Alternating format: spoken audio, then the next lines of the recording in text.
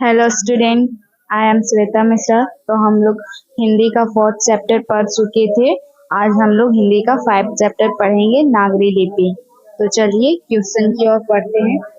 तो first question है, नागरी लिपि के निबंधकार है। ऑप्शन सुनिएगा। Option A Gunakar Muley, option B Ramchandra Shukla, option C Amarkant, option D Ramvilas Sharma. तो इसका राइट आंसर क्या हो जाएगा? ऑप्शन ए गुणाकर मूल्य। नागरी लिपि के निबंधकार कौन थे? गुणाकर मूल्य। चलिए सेकंड क्वेश्चन देखते हैं। नागरी लिपि गुणाकर मूल्य की किस पुस्तक से लिया गया है? इसमें बोल रहा है जो नागरी लिपि जो निबंध कहानी जो भी था वो कहाँ से, किस पुस्तक से लिया गया है? तो देखते हैं इसका ऑप्शन सुनिए। ए अक्षरों की कहानी, ऑप्शन बी अक्षर कथा, ऑप्शन सी अक्षर ज्ञान, ऑप्शन डी भारतीय लिपियों की कहानी। तो इसका राइट आंसर क्या हो जाएगा? डी, भारतीय लिपियों की कहानी से नागरी लिपि ली गई है। गुणाकर मूल्य का जन्म कब हुआ? तो इसका ऑप्शन सुनिए। Option A 1935, option B 1835, option C 1936, option D 1836। तो आप लोग गुणाकर मूल्य का बुक में परिचय पढ़े होंगे तो उसमें दिया होगा कि गुणाकर मूल्य जी का जन्म कब हुआ। तो इसका ऑप्शन में तो आंसर दिया हुआ है ऑप्शन ए 1935 में गुणाकर मूल्य का जन्म हुआ। और आप लोग कमेंट में बताइएगा कि गुणाकर मूल्य का जन्म कहाँ हुआ। चलिए नेक्स्ट क्वेश्चन में देखते हैं। लीजिए नेक्स्ट क्वेश्चन में आ ही गया गुणाकर मूल्य का जन्म कहाँ पर हुआ। तो इसका आप लोग ऑप्शन सुनिए। Option A Delhi, option B Karnataka, option C Maharashtra, option D Madhya Pradesh. देखिए आप लोग का आंसर भी मिल ही चुका है। तो देखिए इसका राइट आंसर क्या है? Option C Maharashtra. गुणाकर मूल्य का जन्म कहाँ हुआ? महाराष्ट्र में। उत्तर भारत से नागरी लिपि के लेख कब से मिलने लगते हैं? ऑप्शन सुनिएगा। ऑप्शन ए 8वीं सदी, ऑप्शन बी 6ठी सदी, ऑप्शन सी 9वीं सदी, ऑप्शन डी 4ठी सदी। उत्तर भारत से नागरी लिपि के लेख 8वीं सदी से मिलने लगते हैं। इसका राइट आंसर है ए। उत्तर भारत से नागरी लिपि के लेख कब से मिलने लगे? 8वीं सदी से। नागरी लिपि के आरंभिक लेख हमें कहाँ से मिले हैं? ऑप्शन सुनिएगा। ऑप्शन ए पूर्वी भारत से, ऑप्शन बी पश्चिमी भारत से, ऑप्शन सी दक्षिणी भारत से, ऑप्शन डी उत्तरी भारत से। तो इसका राइट आंसर है ऑप्शन सी दक्षिणी भारत से। नागरी लिपि के आरंभिक लेख हमें कहाँ से प्राप्त हुए? दक्षिणी भारत से।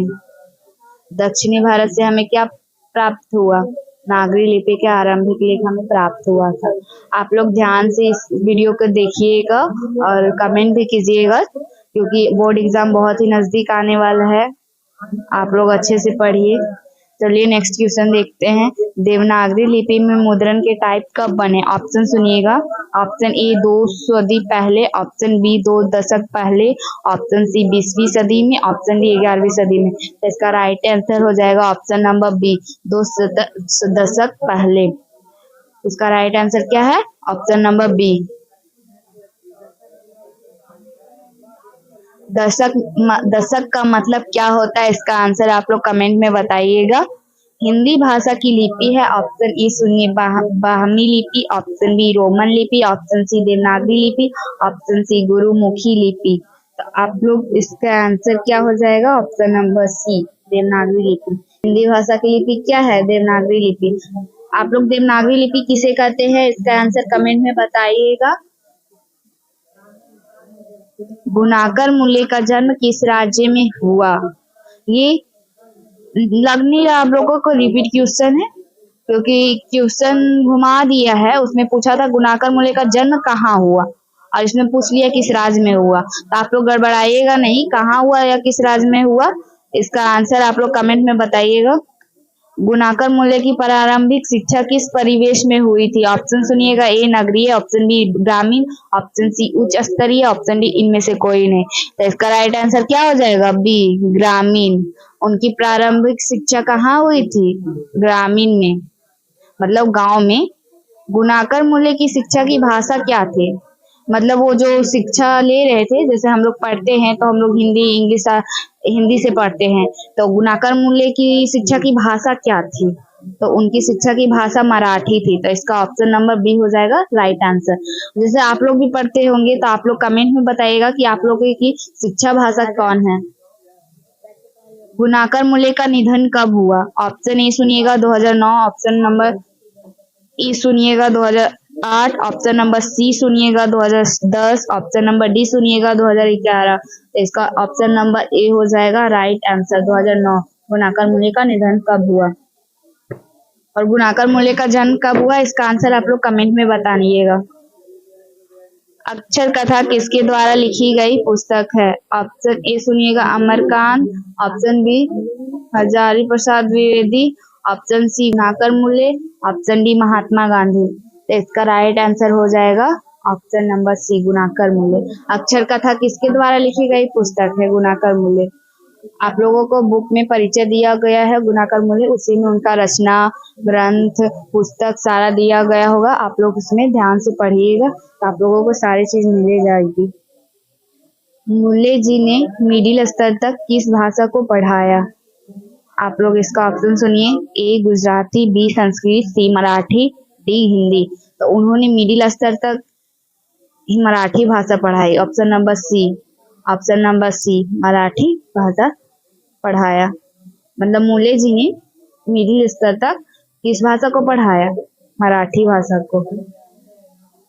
अक्षरों की कहानी किनकी रचना है? ऑप्शन सुनिएगा। ए अनामिका की, ऑप्शन नंबर बी गुनाकर मुले की, ऑप्शन नंबर सी हजारी प्रसाद द्विवेदी की, ऑप्शन नंबर डी इनमें से कोई नहीं। तो इसका राइट आंसर क्या हो जाएगा? ऑप्शन नंबर बी गुनाकर मुले की।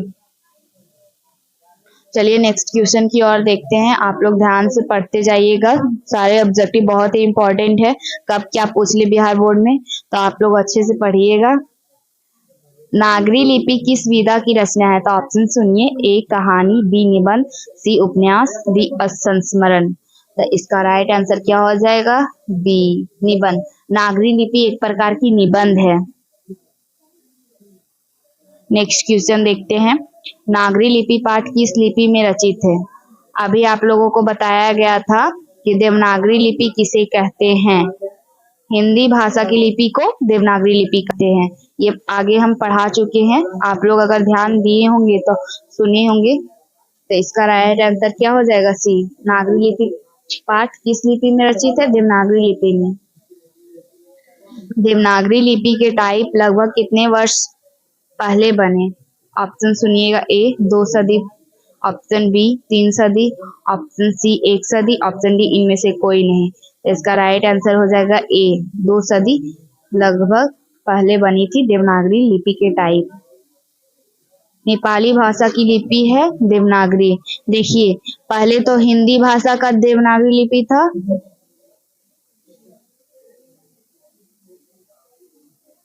और अब नेपाली भाषा की भी लिपि है। हिंदी और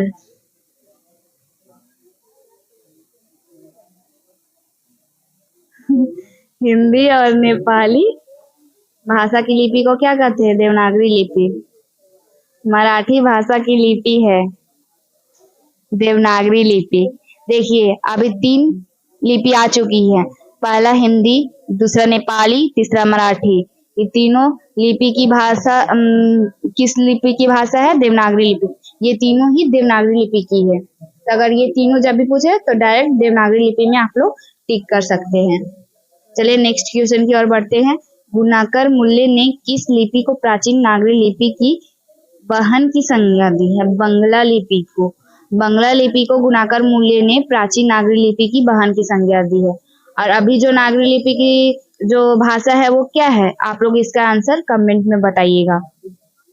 नागरी लिपि के आरंभिक लेख मिले हैं।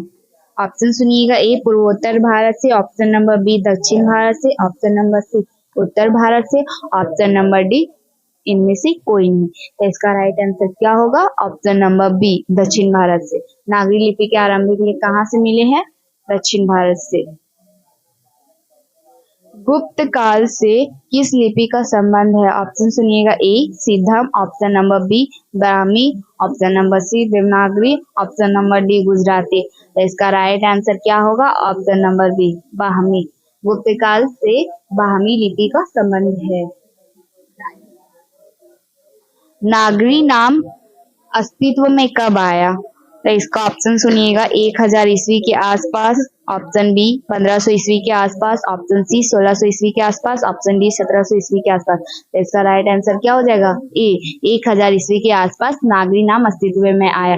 जो नागरी लिपि पाठ है उसका नागरी नाम जो है वो अस्तित्व में आया था, मतलब 1000 ईस्वी के आसपास आया था। देवनागरी लिपि किसे कहा गया है? मतलब देवनागरी किसे कहा गया है? काशी को। देवनागरी किसे कहा गया है? ऑप्शन नंबर ए काशी को कहा गया है। सिद्धम क्या है? इसका आंसर आप लोग कमेंट में बताइएगा। वेदमा कहाँ पर है? इसका ऑप्शन सुनिए। ए पुणे, बी पटना, सी इंदौर के पास, डी इलाहाबाद।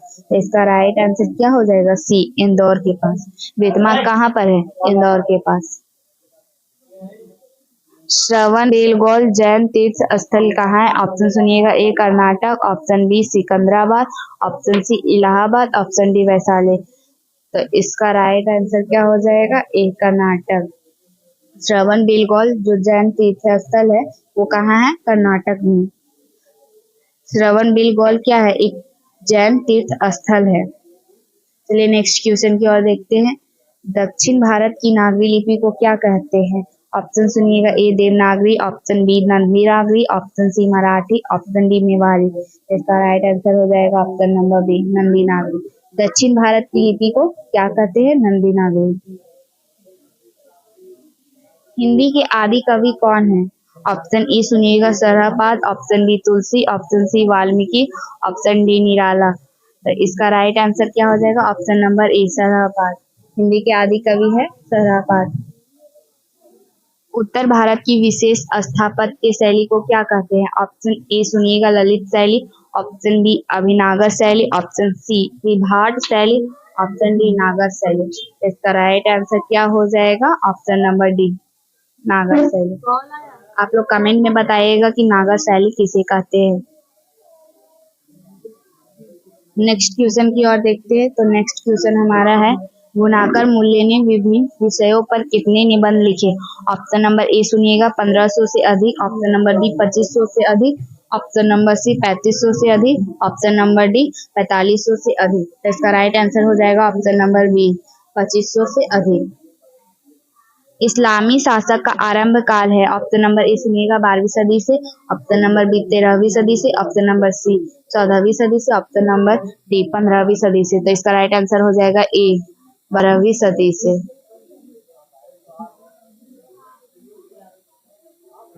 मिहिर भोज की ग्वालियर प्रशस्ति किस भाषा में है? ऑप्शन सुनिएगा। ए प्राकृत में, ऑप्शन बी अपभ्रंश में, ऑप्शन सी संस्कृत में, ऑप्शन डी हिंदी में। ऑप्शन नंबर सी संस्कृत में। मिहिर भोज की ग्वालियर प्रशस्ति है संस्कृत भाषा में। दक्षिण भारत के पांड्य प्रदेश से किस राजा के पलियम ताम्रपत्र मिले? ऑप्शन नंबर ए सुनिएगा Mahendra Pal, option number B राजा वर्गुण, ऑप्शन नंबर सी राजा भोज, ऑप्शन नंबर डी श्रीगंग राजा।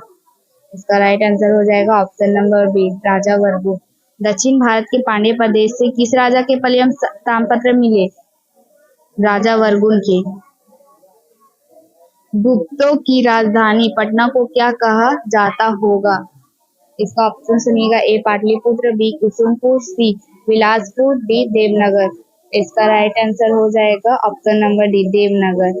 गुप्तों की राजधानी पटना को क्या कहते थे? देवनगर कहते थे। नागरी लिपि किस विधा की रचना है? ये रिपीट क्वेश्चन है, क्वेश्चन को घुमा दिया गया है। सारे क्वेश्चन एक ही जैसे हो गए थे, कुछ क्वेश्चन को घुमा दिया जाता है बस फंसा देने के लिए, ताकि गलत कर दे स्टूडेंट। आप लोग फंसिएगा नहीं, ध्यान से क्वेश्चन पहले पढ़ लीजिएगा, उसके बाद ही आप लोग आंसर को टिक कीजिएगा। नागरी लिपि पाठ किस लिपि में रचित है? तो ऑप्शन ए सुनिएगा Brahmi, option B Kharoshthi, option C Devanagari, option D इनमें से कोई नहीं। तो अभी आप लोगों को ये भी रिपीट ही क्वेश्चन है, तो आप लोग इस क्वेश्चन का आंसर कमेंट में बताइएगा कि नागरी लिपि किस लिपि में रचित थी। देवनागरी लिपि के टाइप लगभग कितने वर्ष बने? ये भी रिपीट क्वेश्चन है, तो आप लोग इसका आंसर कमेंट में बताइएगा। और ये हमारा लास्ट क्वेश्चन भी था। आप लोग अच्छे से इस क्वेश्चन का आंसर कमेंट में बताइएगा।